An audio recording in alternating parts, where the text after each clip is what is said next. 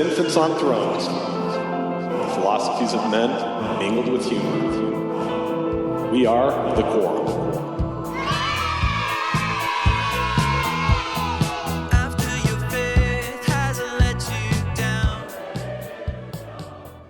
Look for the good in everything.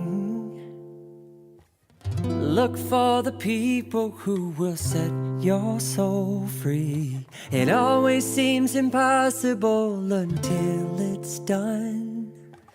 Look for the good in everyone. Welcome back to Infants on Thrones. I'm Glenn Ostland. This is episode 680, Bathing with Street Epistemology. And it's an interview that I had with Dali, who's a street epistemologist. It's called Vanilla SE on YouTube. And you're going to hear the interview today. So that's what you're going to be listening to. Enjoy.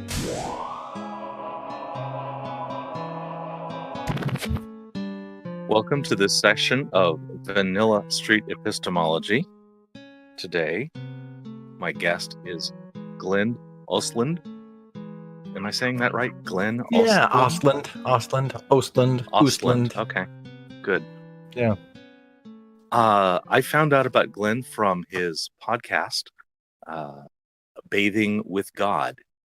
And I listened to those and I was entranced. That was very interesting and fun. And so we're going to do an odd kind of vanilla SE today. I'm going to ask questions of the character inside Bathing with God, which is mostly a dialogue between yourself or maybe something very close to yourself and your imagination. Right. But I'll let Quad speak for himself. Before we start, I'd like you to tell us about you, and then we'll move into an 8.5-minute piece where Quad actually answers some questions I asked last week. Go ahead. All right. Well, so I grew up as a Mormon, and I was a Mormon missionary in Japan. So I spent 2 years not doing street epistemology, but close. Mm-hmm. And when I got back from my mission, I got interested in folklore and mythology, and I went to Indiana University, and I got a master's degree and almost a PhD. I left midway through writing my dissertation, so I'm PhD ABD in folklore and mythology. And let's see. Then in the course of studying folklore and mythology, I stopped being a Mormon, put it that way. And about 10 years ago, I started podcasting. There was a podcast called Mormon Expression that was a lot of ex-Mormons with atheist leanings. I wasn't quite there yet, although I had read Richard Dawkins' God Delusion and identified along with him as a six, which surprised me. I didn't think I was a de facto atheist, but turns out I was. And then about 8 years ago, started a podcast called Infants on Thrones, which is a group of ex-Mormon, atheist-leaning, just kind of making fun of the Mormon Church, making fun of different things that was going on, having conversations about what it meant to us. And in the course of that, maybe 2 or 3 years ago, we came across Peter Boghossian's A Manual for Creating Atheists. And read about street epistemology, and I think we did a 5 or 6 part series, maybe it was an 8-part series, just going through that book.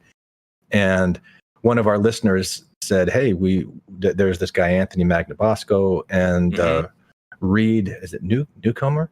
Nice Wonder, yeah."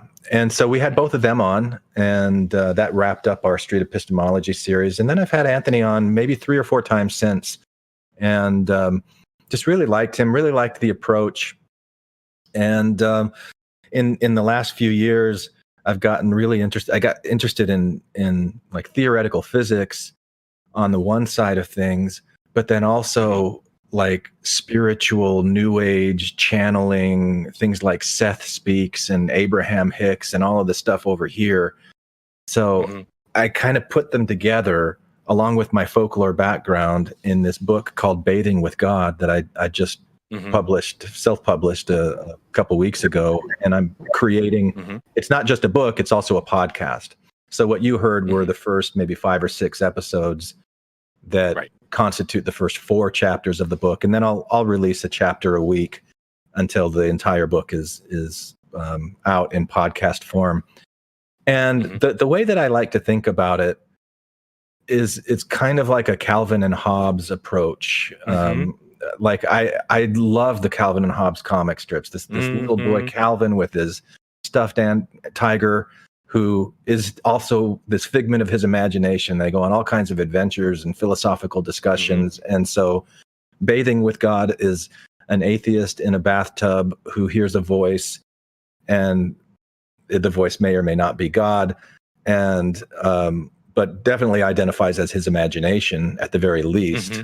And they just go on these conversations. And one of the biggest topics that I cover in that book is the nature of reality and perception. And one of Quad's claims, Quad is this imaginary voice, Quad claims that everything is a fiction. And the bather's like, what the hell are you talking about? Everything is a fiction. That doesn't sound right. That doesn't feel right. And so there's that this. might be the claim I'm hitting you up on. We'll see. Okay. It could be. It could be. Yeah. And so yeah, as I was looking around for people to read this book and give me feedback, I thought about Anthony, and I reached out to him, and Anthony put you and I together. So that's why we're here. Yes. Thank you, Anthony. That's extra special. Good. Yes. I have gotten an enormous amount of support from my heroes starting this channel, and it blows me. It's very much. Okay, so last week when we were talking about this, I wrote down half a dozen questions, or I forget, and sent them to you because we wanted to ask Quad some things, and you turned it into a podcast. So, yeah, without further ado, let's listen to that. This is about 8.5 minutes. All right. Just hold your hand up if you want to pause for anything, but otherwise, we're just going to listen right through. Sure. Production, play when you're ready.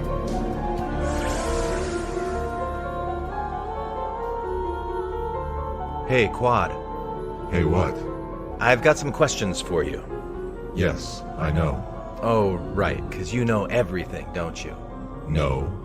But I am your imagination, so I know everything you know, and then some. And then some, huh?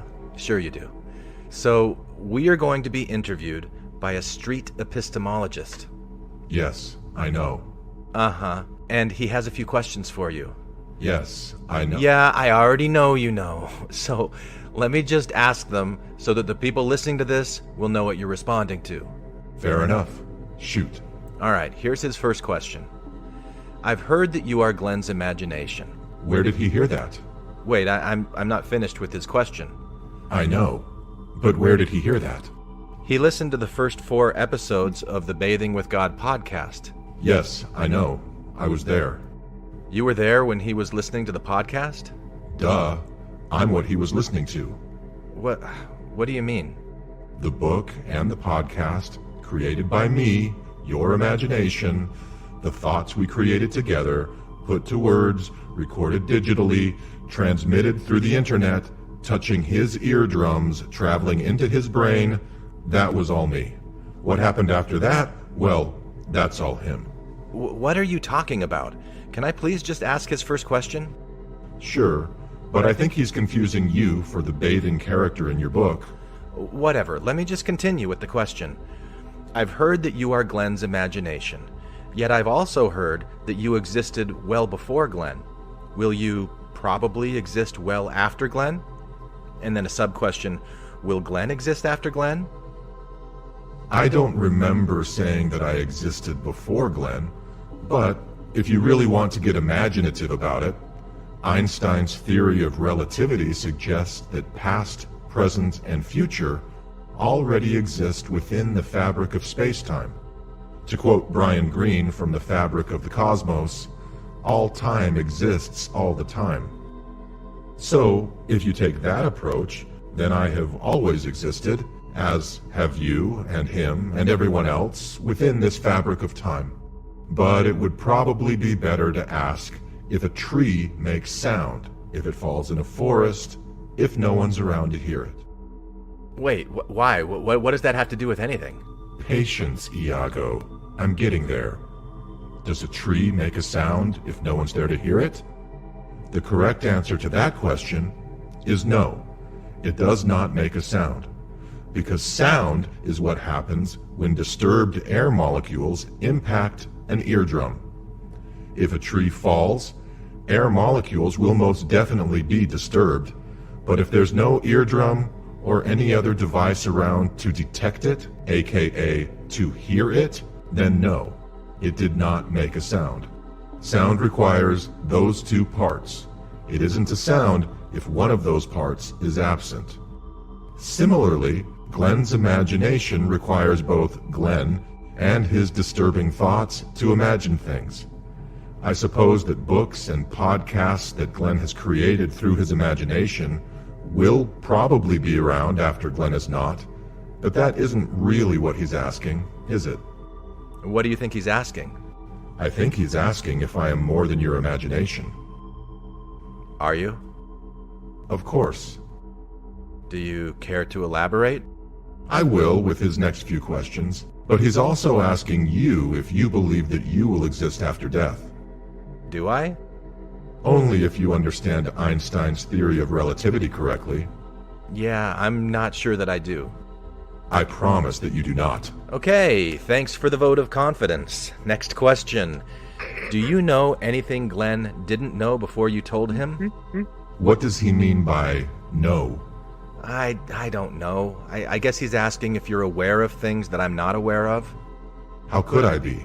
I am your imagination. So, what is your answer? Do you know things that I don't know before I tell you, or not? When you bring a question to me, why do you do it? You know, with the way that you avoid giving me straight answers, I'm beginning to wonder that myself. I'm not avoiding anything. But fine, I'll just tell you. You aren't always very aware of all of the things that you actually know. Your brain records data in ways that you really don't understand, and the relationship between your conscious awareness and your subconscious mind is, well, tricky. As your imagination, I pull from your subconscious in ways that sometimes seem to you like I know something that you didn't previously know, but it's really something that you have stored away in that massive basement storage unit that you call your subconscious mind. Alright, so that's your answer? Yes. But if you really want to push his buttons, ask me if I ever go any deeper than your conscious mind. Ask me if I ever scan the massive database of Carl Jung's collective unconscious, or if I ever surf on the waves of Rupert Sheldrake's morphic resonance, or if you really want to get his blood boiling, mention something about Akashic records. No thanks. I think I'll just move on to the next question. Are you made of highly evolved formless energy? Yes. So is he. So are you. So is everything. This energy is called electrons and quarks, the fundamental energy that makes atoms, and then molecules and cells and tissues and organs and neurons and synapses and all this amazing stuff in the world we live in. It has been evolving long before this small planet was ever formed in this tiny corner of this infinitely expanding universe.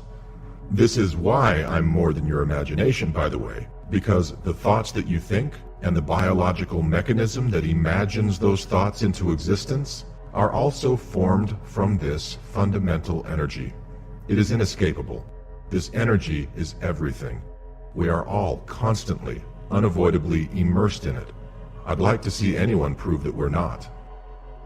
Wow, a straightforward answer. I'm shocked. Don't be a smartass. 2 more questions then. Are you in communication with God? A lot of different people mean a lot of different things when they use the word God. What does he mean by God when he's asking that? I think you're just going to have to use your own imagination to answer that one. Okay, then let me put it this way. Yes. That's it? That's all you have to say about it? You know my take on this question. Let him do his SE skills with you. It'll be fun. This is why you're here. Okay, we'll put a pin in that one, I guess. Last question. What motivates you? You do. I do? Yes. Your curiosity. your playfulness, your desire to have fun. You are a thinker. You always have been. You play with ideas the way you used to play with Legos, back before Legos were reduced to following instructions to build specific items. You like to push the boundaries of what you know. You like to take words and ideas like they are sand and build castles and towns and then knock them down and build them back up again. I'm motivated by the enjoyment you get when you engage with me. Now go have a fun interview, and don't worry, I'll be with you the whole time. I'm not worried. Sure you aren't. I'm everything and everywhere. Can you see me in your own reflection? I'm deep within the... So that's oh, I have to reset, refresh. Oh, but it took my button. It didn't show it back. That'll be fine. Okay, so yes, everything is a fiction. Yes, we're connected to God, but we don't know what God means yet. That's fine. I guess we can start with everything is a fiction. Does that seem like the right claim, or does something else seem better? And we can change. Yeah, I mean, I can go wherever you want to go with it. So you want to start with everything is a fiction? Yeah, and I'm asking Quad's opinion because I recognize that there's at least 3 people that I could be talking to. I could be talking to the real genuine Glenn, and I could be talking to the Glenn character, and I could be talking to the Quad character. So mostly I'm talking to Quad, I think. Well, how about we talk to Glenn? Because okay. let's talk to Glenn. Yeah, because so is this going to be the real Glenn or the Glenn character from? Yeah. We'll go with the real Glenn, just so Glenn, that I don't get like Jordan Peterson hate or something like that. You know, where like I can't nail you down on anything. quit wiggling around. Oh no, that's fine. That's fine. So in a lot of these cases, I'm going to ask you to project what Quinn would say, or Quad. Mm-hmm. Yeah, sorry, Quinn's another That's person okay. entirely. Yeah. So Quad says everything is a fiction. Mm-hmm.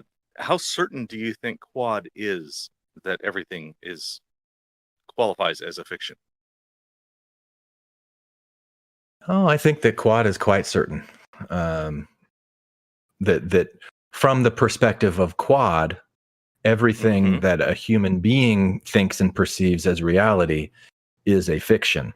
And what Quad means by that is a fiction is a composite, like selecting certain details, omitting other details to create something that's whole, something that's a story. But that creation, that fabrication isn't whole or complete. It's missing things.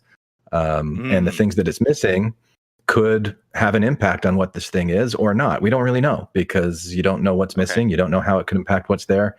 So Quad would say from that perspective, everything is a fiction because humans only perceive a small fraction of reality around them through the senses that have evolved to detect a small fraction of what's around us, and these minds that have evolved to do what it is that they do. You know, Quad is an attempt to think about reality from the perspective of this source energy, these atoms that were forged in the stars that have been around a lot longer than humans have, a lot longer than this planet has. So he would say that everything is a fiction from the point of view that we really don't know what we don't know. Okay. So it sounds like to me definitionally, like there are no married bachelors, that kind of. So I'm going to pick 100. Okay. and we're happy to move these around. Nobody has to live up to their claims, by the way, in this case. So it's fiction, not exclusive of fact, is I think what I'm hearing for the definition. That my model that 2 + 2 = 4 is a fiction. I'm using math. Math is a fiction. It's a made up language. Yeah, and you're using symbols. Objectivity to it. Yeah. Yeah, the way that we communicate those ideas the ideas of mathematics is communicated through traditionally learned symbols. Mm-hmm. You know, like the number 2, and then the plus sign, and then the other 2, and then the equal sign. You know, that why isn't that a triangle or a squiggly arbitrary. line or something else? You know, these are arbitrary fictions that it's a shared fiction. It's an intersubjective fiction that we've all agreed these are the symbols that we're going to use. Okay. So in asserting that everything is, if I listen generously, I hear everything that you have inside is just a model of reality, and your model is necessarily incomplete and is obviously potentially inaccurate.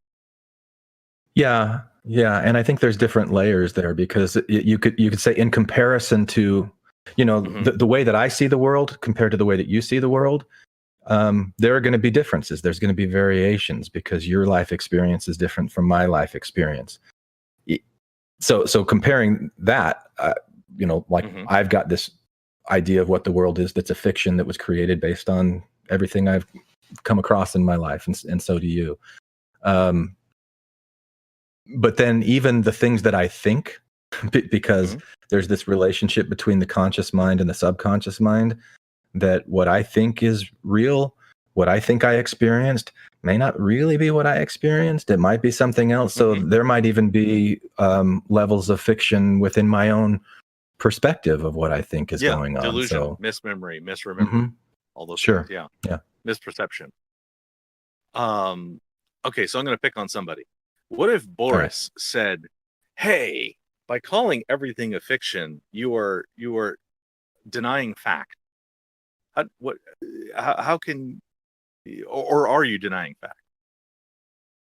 I don't think it's denying fact, but that's the tricky part. That's the tricky part that I've been like, when people have asked me this question in the past, I usually go back to like that Lego example, that facts are like these little building blocks, these bricks that we then use to create a story. And you know, so in the book, there's times where I ask, could you give me an example of a fact? But I'm not sure that I have a really good answer to that question. I don't think, because if I really think about it, I wanted to make a claim that these facts are fictions, I might be able to do it. I might be able to say the fact that we're looking at is a fact only from one given perspective, maybe from the human perspective, the way that we measure the speed of light, or the way that we understand what 2 parts hydrogen and 1 part oxygen is. If we were another species of life altogether, we might not perceive it that way. We might perceive it to be something different. So within the constraints of human perception, this is a fact that is verifiable. It's observed. It's repeatable. We're able to accept this as a fact. But you know, you look at the history of facts; they change. There's malleability there. So if facts are always open to be updated when there's new, better data, then are they fictions that are constantly becoming better fictions? Maybe. Okay, so fictions might be very close to reality, or might be a long ways away, and we can't really tell. I have a comment. Or so because fictions are the reality that we're experiencing. Like the reality that I'm experiencing is a fiction. So I think one of the things that I'm hoping to do, and this really has just been my own mind, as I've been trying to reconcile these differences in my own mind. If somebody's saying everything is a fiction, you might think that's very pejorative, or that I'm denying the nature of reality, or I'm saying that everything is false, because we associate the word fiction. Like by episode 2 or 3. Yeah, like true or false. You're probably going to tell us more. I can just tell you're foreshadowing that we're going to learn some of these details as we move on through the book. I haven't actually picked up the book. I'm just following along with the podcast myself. Sure. Yeah. Gauss Prime says, so because we have subjective experience that isn't 100% accurate, everything is a fiction. So I think that's a yes. Yeah, by the way that I'm defining fiction. Yeah. But that doesn't mean that it isn't true, and that doesn't mean that it isn't real, and that doesn't mean that it isn't meaningful. Yeah. It's just it's a subjective truth. It's a subjective reality. Okay. Another question from the audience. If you found that other animals use the same maths as we do, would this change your approach of what is reality, aka math is a human fiction?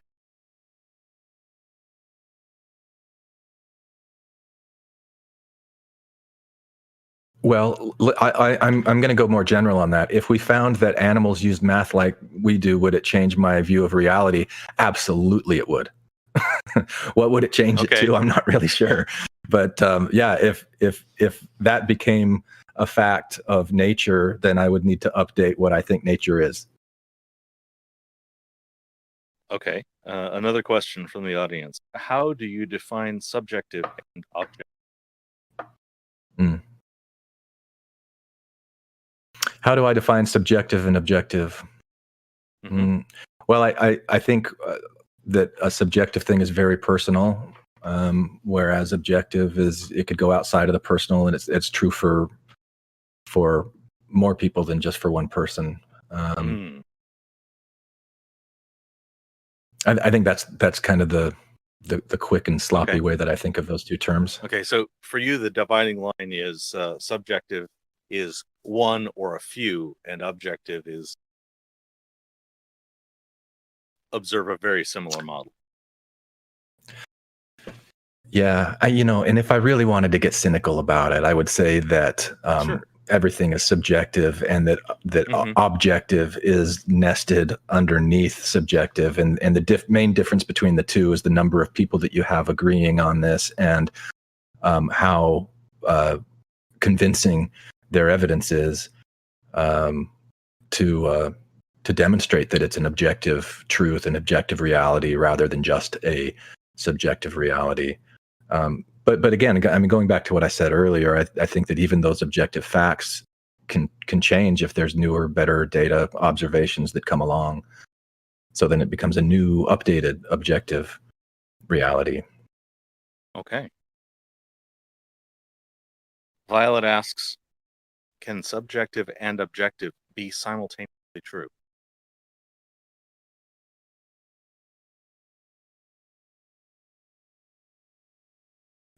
Could you give me an example?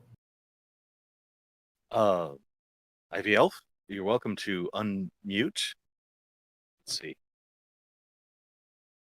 And could you give an example of simultaneous on objective and subjective? You able to I'm brushing my teeth. Okay, so maybe just the act of brushing your teeth is both a subjective and an objective reality, because if you were having a dream right now that you were brushing your teeth and I was looking at you, I wouldn't see that you were brushing your teeth, but you would be having the subjective experience of brushing your teeth. You might even your mouth might even salivate. You might even taste the mint of the toothpaste in your mind, in your dream, and that's a subjective reality for you. But I'm looking at you sound asleep, and it's not an objective reality that you're brushing your teeth right now. I don't know. That's my stab at the question. The way that I understand those terms. For follow-up, are feelings subjective, and are they objectively true?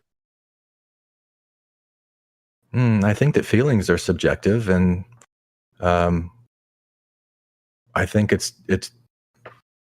I guess I would need to better understand how you're using the terms subjective and objective. But I think if the two of us, or if we're in a group and we're exposed to the same incident, Donald Trump standing up to deliver a speech, and somebody is like just filled with pride and patriotism, and another one is filled with loathing.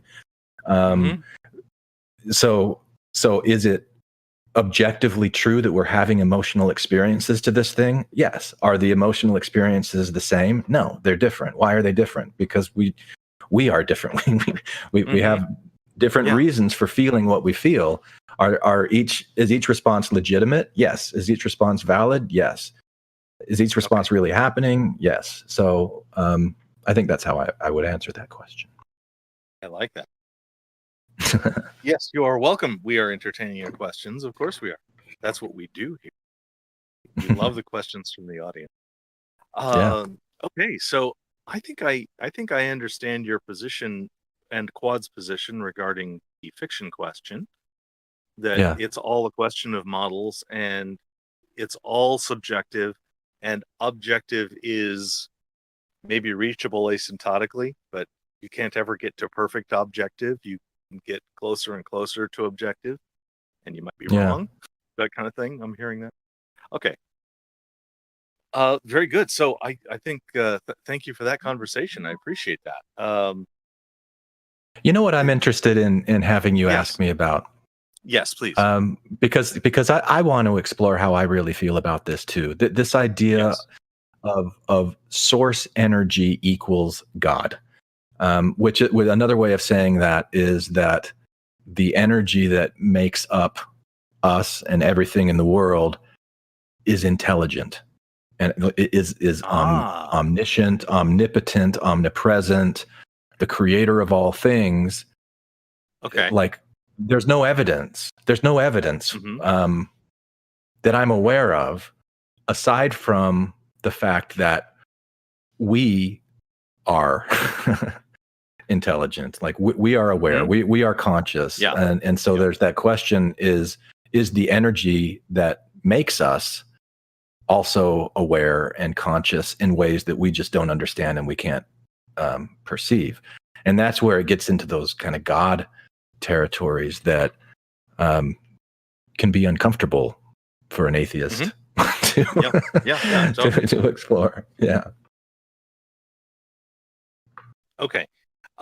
So I'm gonna treat this like a fresh claim. Source energy equals God, or source energy leads to God, or all of the source energy is God, or any of those things. Mhm. So make that a squiggly equals me. Mm. Roughly similar to. So what do you see are the minimum qualifications to qualify as God? You cut out there. What are the minimum qualifications for what? For something to qualify as God? What are some of the things that for it to be called God, it has to have at least these qualities or property? Yeah, I mean, this might not be the best one to take it on because I have no idea how to answer that question. That's okay. I think that question makes it seem like there's times when calling something God is appropriate and times when calling God is not appropriate, and when is it appropriate and when is it not appropriate. And I don't feel comfortable answering that question. I don't even know how I feel about that, Dali.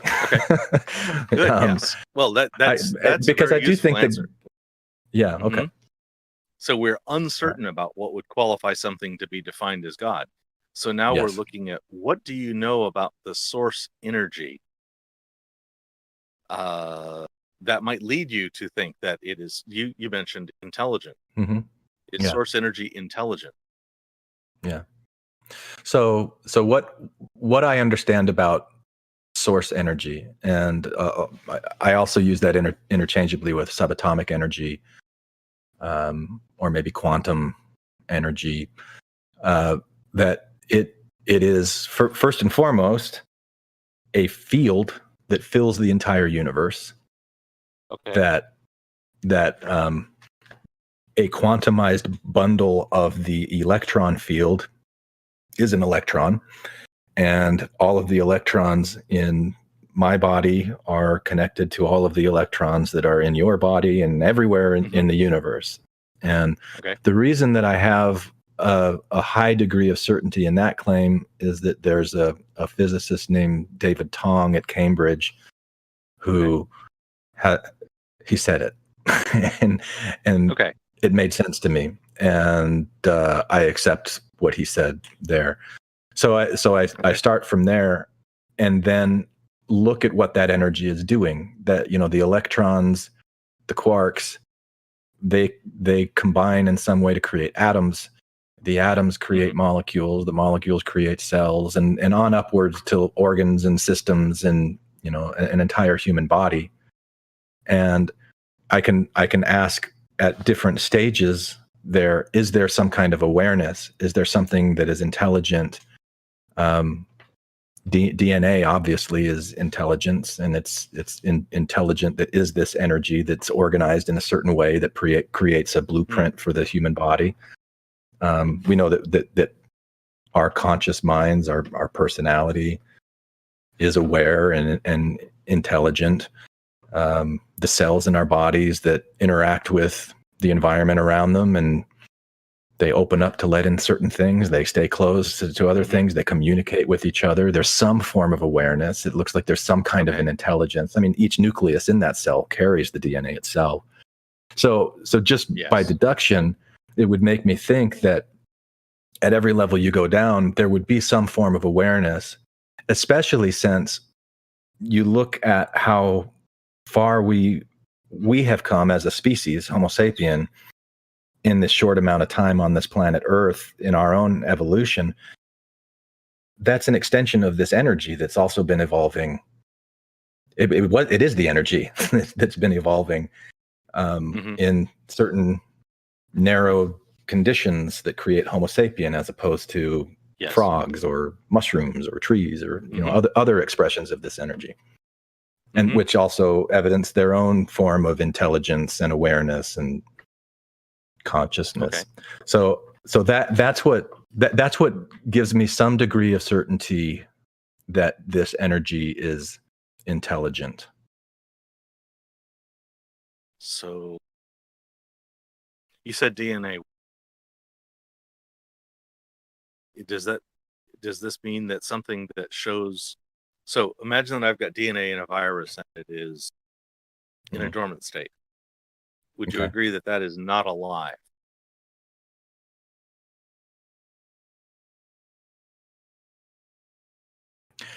The word, I mean, if you're defining life as separate from existence, I would say it's definitely existing. It's there.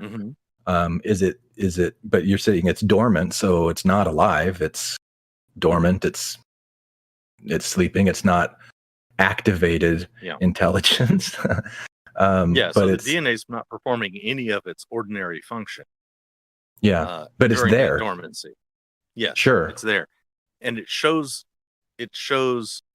lots of information and lots of potential to, if interacting in the right system, it can almost like choose to do the right thing, or train to do the right thing. So and then choose is a really interesting word. Well, I just say choose is a really interesting word to use. It's problematic, but it is.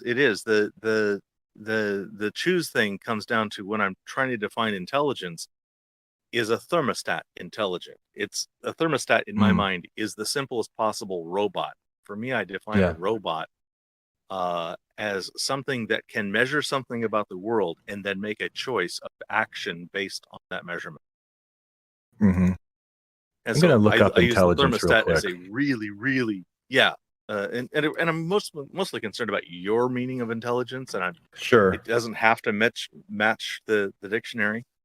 But I've tried to keep my definitions as close to definition or dictionary definitions as possible. So intelligence here, the ability to acquire and apply knowledge and skills, the collection of information. So a thermometer would be a collection of information. It's a way to gauge. A thermostat. Oh, a thermostat.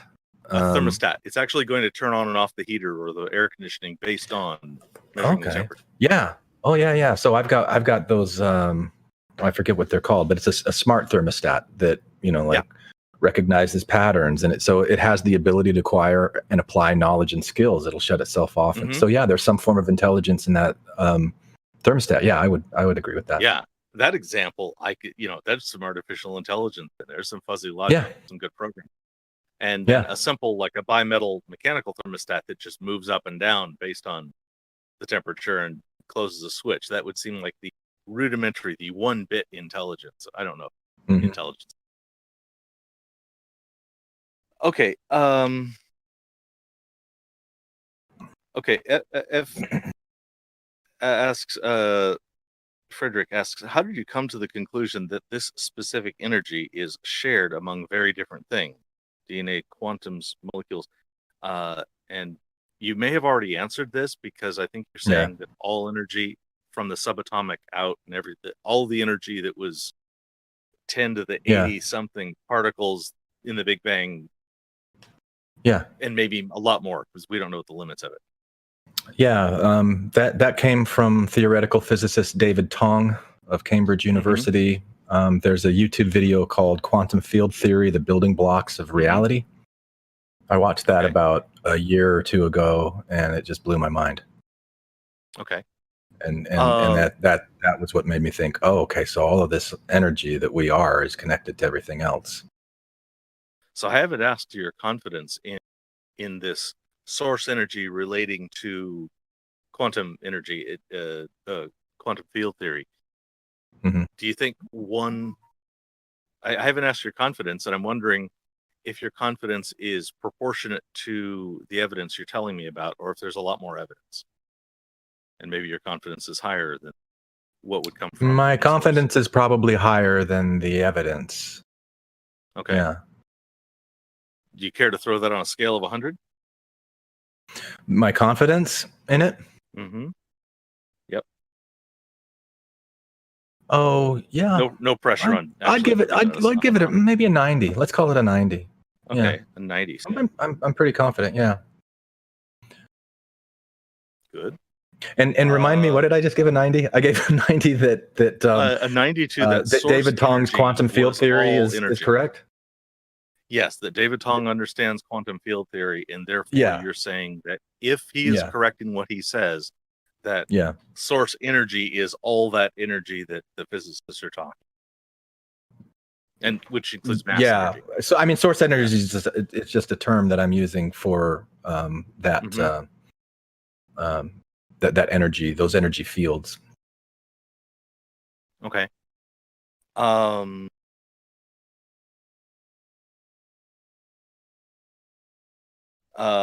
How do we differentiate between intelligent energy versus dumb luck?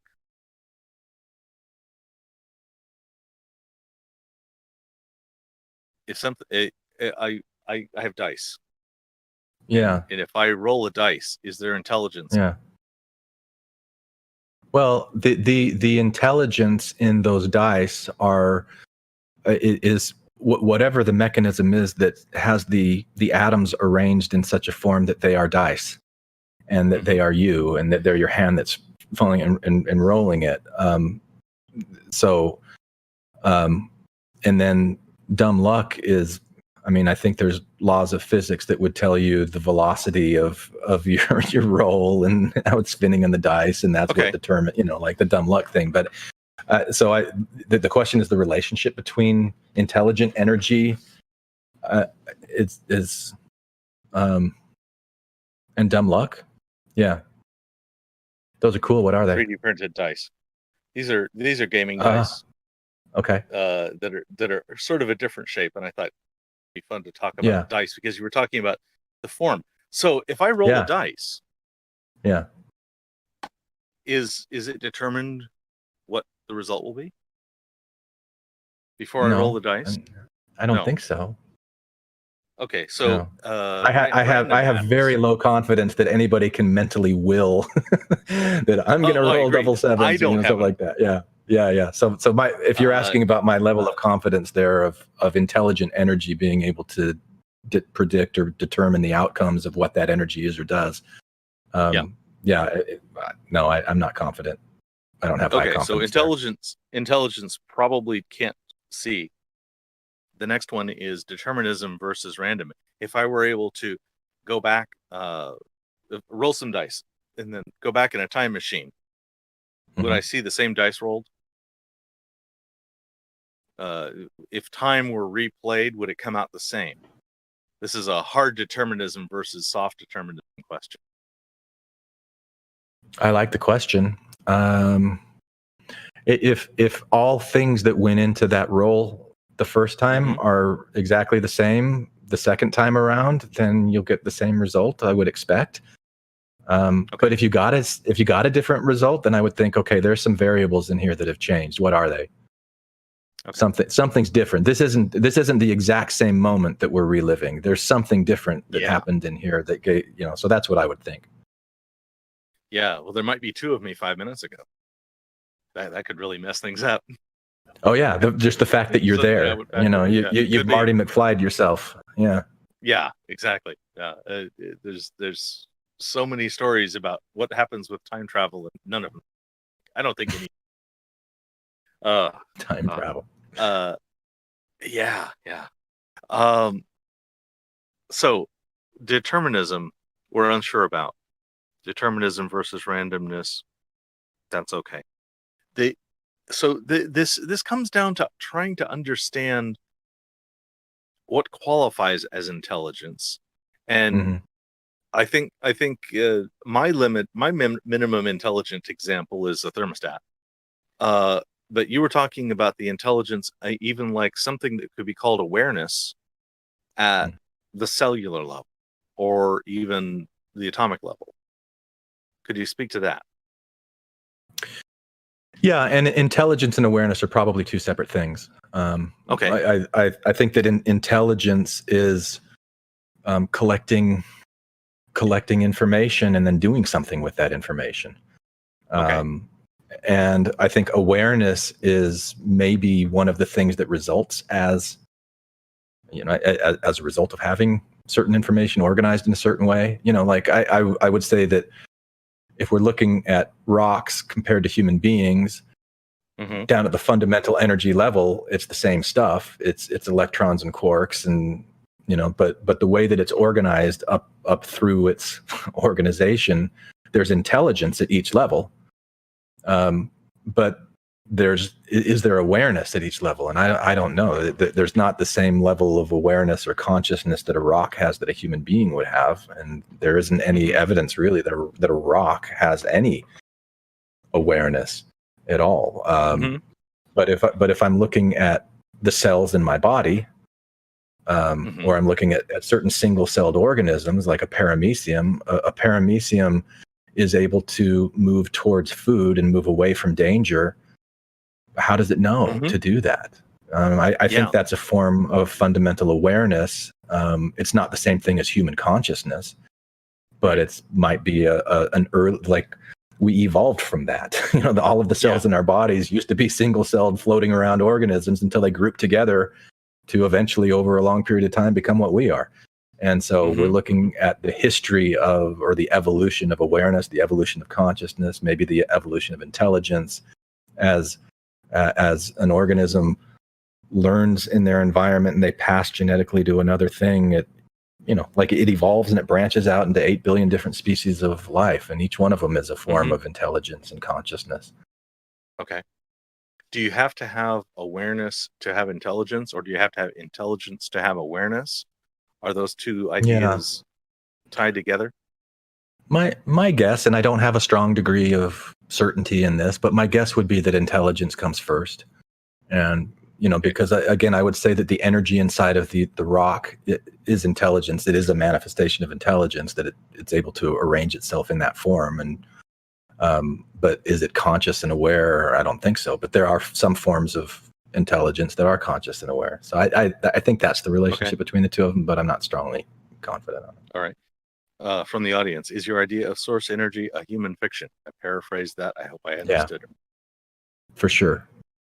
It is. For sure. Certainly. Yeah. Gauss asks, are black holes intelligent because they collect energy? Is there this presumes that black holes are intelligent. So before are black holes intelligent? Yeah, that's a good question. A black hole is a collapsed star, right? Yeah.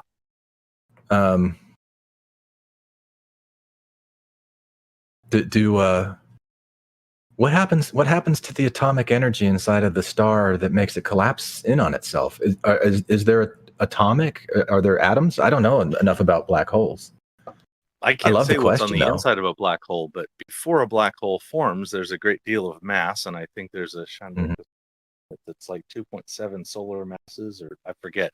But if it's bigger than something, and then it goes through a supernova, the inner part will collapse down to below a particular radius, and an event horizon will be formed, and then no further mass will go out past that, because it would have to go faster than the speed of light. Essentially, space-time is curved enough to where the speeds. I don't know.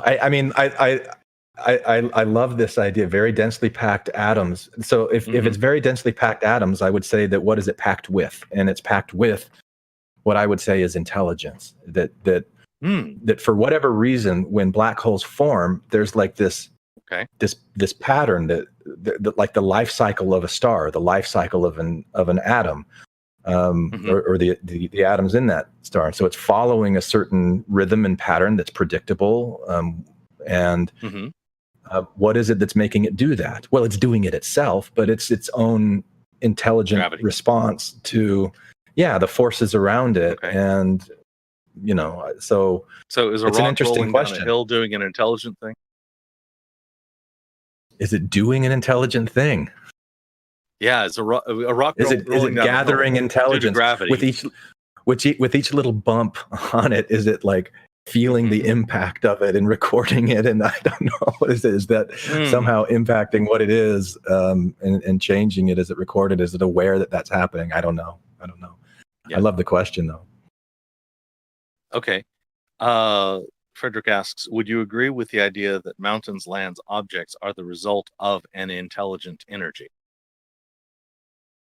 Yeah, I mean, and anything is the result of everything is the result of an intelligent energy if you accept that atoms are intelligent energy. Okay.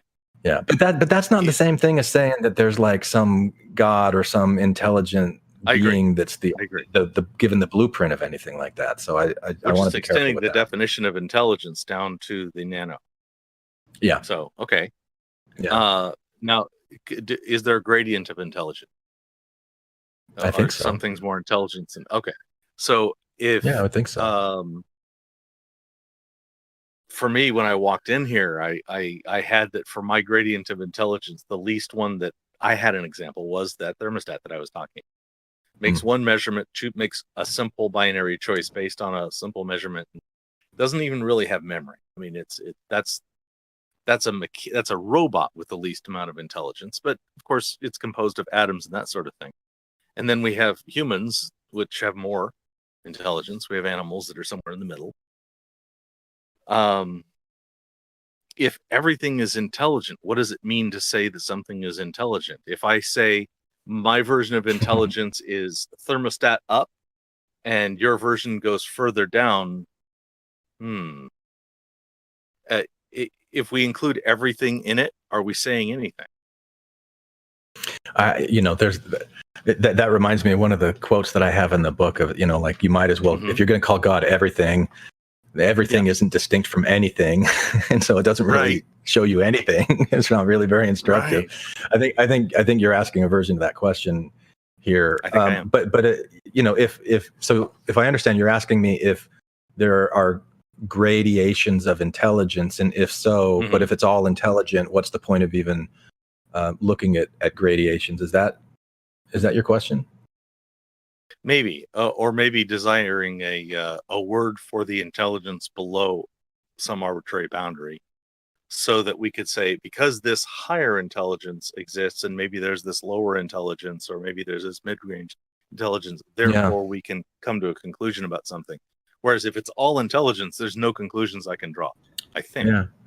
See, if I'm thinking about an atom, or if I even break apart an atom to this quantum energy, these quarks or electrons, and I think about them the way that I would think of like a seed that I plant in the ground that grows into a tree. Like a seed has the genetic information to know, okay, this is going to be an apple tree compared to a tomato bush, or something like that. Yes. But this fundamental energy is all of those things. It can be all of those things. So I wouldn't look at that as a lower intended energy. I would look at that as a higher intelligence because it has the potential to become anything and everything. It's just when it interacts in certain ways or combine, like whatever the binary code of nature is from the quantum up quarks and down quarks, it can arrange itself in any of those things. So I might say that that's a higher intelligence, even though it's at a lower level, how we would usually think of it, and that our minds, our ability to think, is one expression of what that intelligence is doing, and we typically think of intelligence in terms that we're familiar with, and so we think of an intelligent person or having an intelligent conversation or something like that, and I'm thinking of it more in the terms of the energetic potential to become something, like that DNA, like okay. I ask in the book, is there some kind of energetic DNA behind our DNA? Like how is it that energy knows how to grow and become all of the things, the many, many things that we are aware of, and even more that we're not aware of that exist in this universe. It's all of it. It knows how to do all of it. Yeah. It knows. It I think has we the just crossed intelligence into evolution in life. Yeah. Yeah. Yeah. Okay. Good. Yeah. All right. So it almost seems like this intelligence is sort of like the we got a Jordan Peterson reference. I was trying to avoid that. Oh, was it? Somebody commented, this sounds like Jordan Peterson. Oh, okay. Yeah. Maybe they're right. I don't know Jordan Peterson well enough to know that distinction. I don't know him that well. I do know either. sometimes he bloviates for a while, and I try to follow it, and I just can't. And other times he says things that are just like, obviously, yeah, well, okay, yeah, sure. Yeah. Yeah, like it sounds like Jordan Peterson taking a word, making it into something only he understands. Yeah, I've noticed Jordan Peterson doing that sometimes. I think in this case, though, we're trying very hard to make it a word that we're all getting. And if you want to understand more about how Glenn thinks, check out the podcast. Yeah. He exposes his brain very well in this. Yeah. I also think that most people, when we use words, we don't take the time to define what we actually mean by the words that we're using, because it's so cumbersome and pedantic and tedious. And so the exchange of language is so sloppy all the time. That somebody like Jordan Peterson that says, well, here's what I mean when I use this word, and it's different than what other people are meaning, or this common fiction that this is what the word means for everyone. Like, well, it doesn't really. And so here's what it means to me. I'm explaining it to you, and maybe it's confusing. Why wouldn't it be? It's coming out of my experience, that's okay, which isn't your experience, and I get it. I welcome confusion. I welcome especially a path through confusion. Yeah. Okay, so it seems like the thing you were calling intelligence, or the intelligence force, or the force that causes DNA to become more complex and improve over time, is sort of like the localized reversal of entropy that life means, and that kind of can bring it into me for a physics perspective of that the general rule is entropy is always down. But when we can cause a localized reversal of it, we could get to something really profound. Remind me, entropy is saying that everything is in a constant state of increasing chaos, like going from a state of order to chaos. Is that entropy? I'll accept that. Yeah, that's pretty close. So when you're saying reverse entropy, there's a difference between, there's cold places and there's hot places. And entropy means that it's all getting close to the same temperature. So eventually, when enough entropy happens, we will no longer have a capacity to do work, because while there'll be all the energy, there won't be a work potential left. The getting rid of the work potential is the entropy. So if you can generate a work potential because you're in a gradient, and you can have a localized reversal of that to where you can generate more and more work potential, that's what I'm talking about in terms of life. I'm nodding as if I understand what you just said, but I really don't. So Right. That's okay. Really, I'm right at the edge of my own understanding right there anyway. So Yeah, I don't yeah. even, my confidence keeps dropping the more words I add.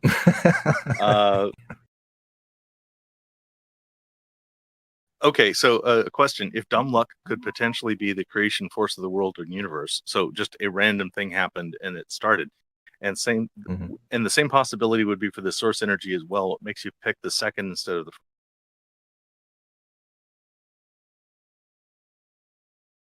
I didn't follow that.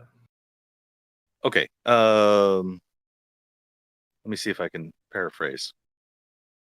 If it's possible that the world came to be as it is through chance, and the same possibility would be for this source energy. So if the source energy were intelligent, no, I don't think that you would say that. I think you're saying that the source energy is intelligent, and you're seeing the advantages of an intelligent design. I think you're seeing intelligent design in the world to say that there's intelligence all the way down to Well, the sub. here's where my mind goes with that Mhm. question is like, what's the relationship between intelligent energy and dumb luck or chance? And Mhm.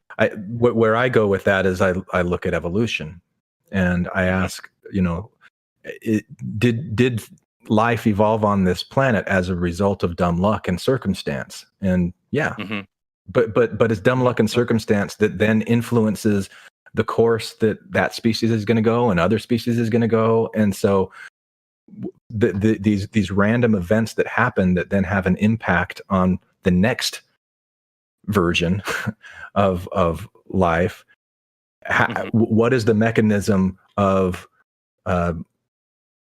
adapting to a hostile environment? There's information that's recorded and stored, and that's how Mhm. evolution happens. So it's intelligence that's working its way through this model of randomness and dumb luck. That's how I would see it. Natural selection, yeah. Mhm. Yeah. Yeah, but you Okay. can't have natural selection without that intelligence that's recording and remembering and Hmm. Why? those are such anthropomorphic words to use Yeah. that to try to put that on this idea of energy makes it problematic. But that Okay. So let me take you back to a time when there was yeah, one cell. I don't mean single okay, cells. I mean there hmm, was one. There was, because there was a okay, first one, right? I assume. Abiogenesis worked by that there was one cell and then there became multiple. mm. Uh, and that cell splits. Was that the first decision that was ever made? Well, is it a decision? I mean, are you saying it was a conscious choice? You start with one cell, but Mhm. that cell, if you were really going to look at how it got there, it's how many molecules are in that cell, and how many atoms Oh. are in those molecules, and is this the first time that those atoms were ever arranged in such a way to create those molecules and then to create that cell? And then, like, how does the cell know to split and divide? Why is it doing it? Were there cells Mhm. that arose first but didn't split and divide, and they just divided out? And so a natural selection of Hmm. survival were cells that were able to split and divide. And so that cell that was able to do that then duplicated more and kept evolving, because there is that intelligence that in the form of the DNA, or is it RNA at a cell level? I don't know what it is at a cell level. Maybe it is DNA that says that what I'm duplicating into is going to follow this blueprint with Mhm. these tendencies and characteristics that allow it to split and reproduce, and Mhm. that's going to keep it going. Others that don't, sorry, no soup for Okay. you. I mostly only know eukaryotic cells, like the kind I'm made of. I don't know about Hmm. RNA life back in the abiogenesis time. I completely don't Yeah, know that stuff. yeah. Okay, last few questions. Hypothetically, what could you learn? This is not something that has to be true, but what could you learn Hmm. tomorrow that would increase your confidence that things are intelligent all the way down to the subatomic?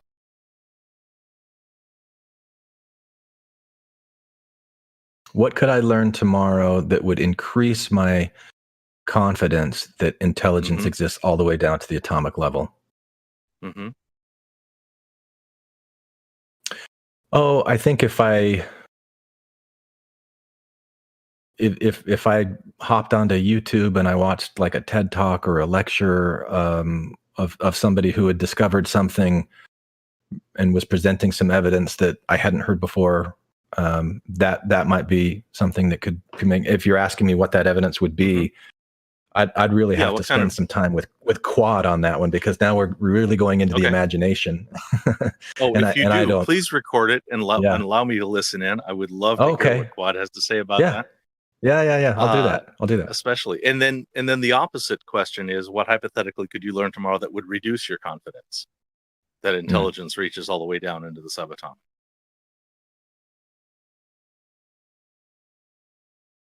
Yeah. Let me put a pin on those, and I'll work on those, and I'll get Good. something to you, because Thank you. yeah, those are great questions. What would reduce my confidence? What would be disconfirming evidence for me? Yeah, I'll take a stab at that. Okay. Well, that's the end of my flowchart. The hypotheticals are Okay. the last thing that I usually ask. And then I don't want to hide behind neutrality. Is there anything you want to ask me about any of these topics? I'm not even sure that I have positions on most of them. No, it's a fun conversation. I enjoy having it, and then because of my background, being raised as a Mormon, certainty was a fiction that we were spoon fed. Standing up in front of everybody in church and saying, "I know that this is true. I know that this is true. I know that this is true." And so, part of my deconstruction of all of that has been, I really have had to get comfortable living in a world that I'm not certain in, and then applying that to other models of reality that I come. And that's what I really like about street epistemology when I've come across it. It's like, okay, well, we really don't want to attack you, but we want to understand, how do you have this level of certainty in the claims that you have? And so, yeah, I don't really have anything more to say to that, but that I really appreciate the approach, and I like the group. I'm not active in the community of street epistemologists, but the ones that I've interacted with, I've really enjoyed the interaction tremendously. Yeah. I'm a big fan of our community. Really Yeah. big fan. A regular question that we get is, what is your favorite color? Blue. Again, it is And sometimes green. Thank you. Yeah, Blue, and sometimes green. Okay. Oh, I do have a question for you, Doug. Yes. Your first response when we were chatting on Discord was that you both liked and disliked what you heard, and you said something about how it was helping like test the thickness of your skin, or something along those lines. Could you talk about that a little bit more? That was an interesting comment. Yeah. I think you play Quad as I think you play Quad very well as over certain and a bit condescending. Yes, I already know that. And I think that's a fun thing.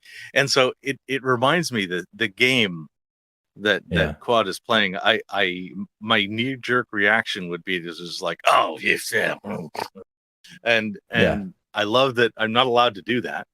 And I've grown to really like Quad in spite of in spite of those things which would really turn me off.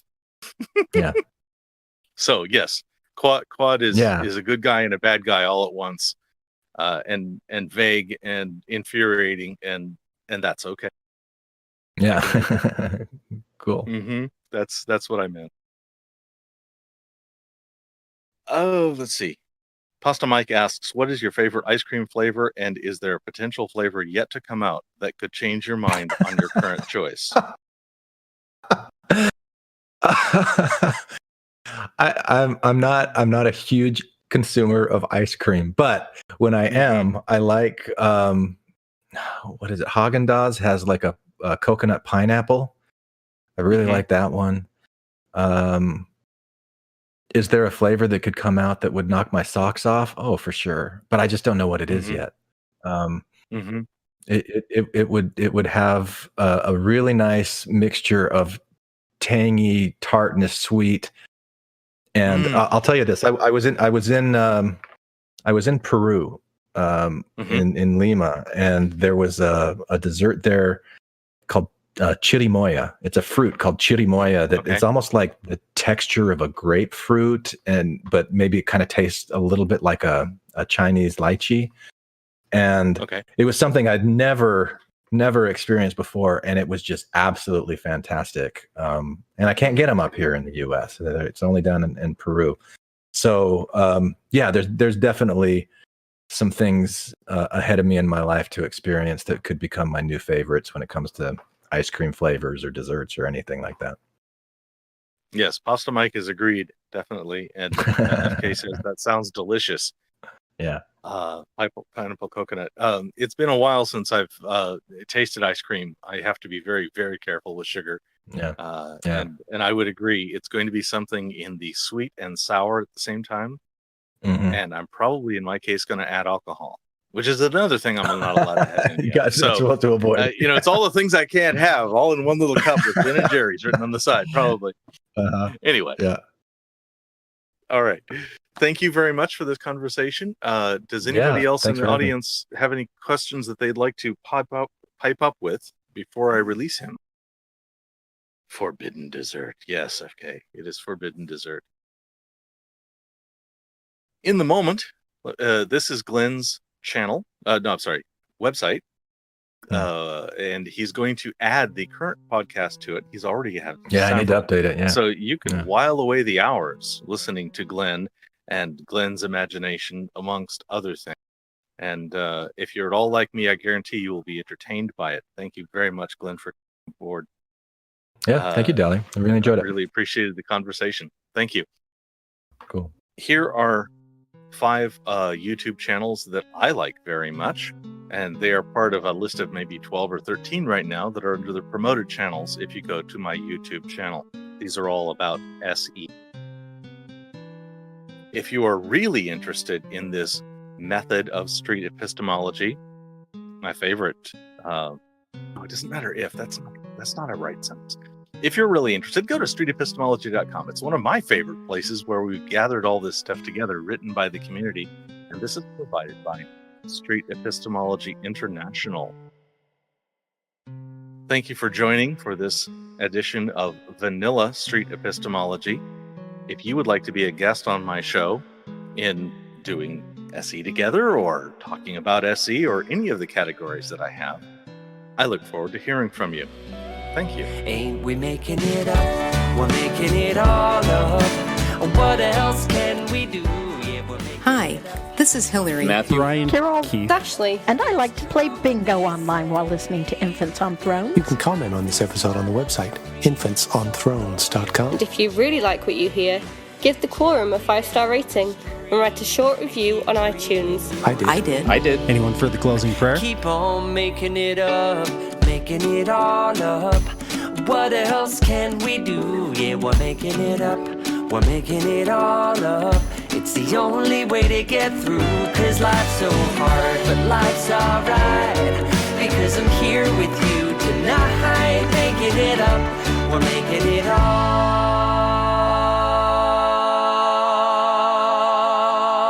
up. Thank you for listening to Infants on Thrones.